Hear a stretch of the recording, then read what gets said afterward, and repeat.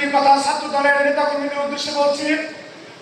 আপনারা স্পষ্টভাবে মনে রাখবেন, সেই আমাদের পূর্ববর্তী প্রজন্ম ৭১ যুদ্ধের সময় পাকিস্তানি শাসনের বিরুদ্ধে সকল শ্রেণী পেশার মানুষের সক্রিয় অংশগ্রহণে এই দেশ স্বাধীন হয়েছিল। কিন্তু স্বাধীনতা পরবর্তী সময়ে সেই বিজয়কে ছিনিয়ে নেওয়ার জন্য এবং একচেটিয়া মুক্তিযুদ্ধের চেতনার ব্যবসা করেছিল আওয়ামী লীগ।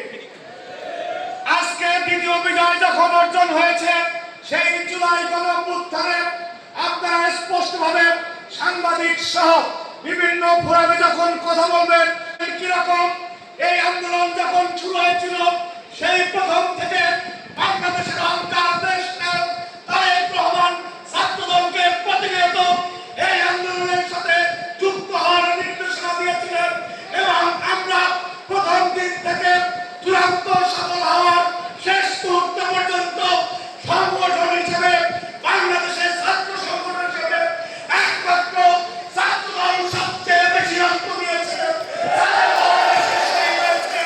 এবং এই জুলাই গণঅভ্যুত্থানের প্রথম শহীদের নাম শহীদ ওয়াসিম আকরাম, জাতীয়তাবাদী ছাত্রদলের নেতা। এবং সেই ওয়াসিম আকরাম এই বীর চট্টগ্রাম কৃতি সন্তান, চট্টগ্রাম কলেজের ছাত্রদলের আহ্বায়ক কমিটির সদস্য, সংগ্রামী উপস্থিতি ১১৩ জন সহযোদ্ধা, তাজা রক্তের বিনিময়ে অর্জিত এই দ্বিতীয় স্বাধীনতাকে কেউ যদি ক্রেডিট ছিনিয়ে নিতে চায়, ছাত্রদল আরেকবার রক্ত দেওয়া হলেও সেটা সংগ্রামী উপস্থিতি। আমি শেষ করছি।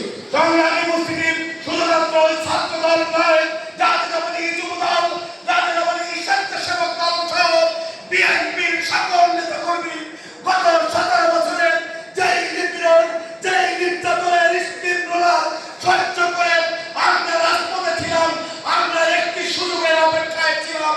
সেই সুযোগ কখন আসবে?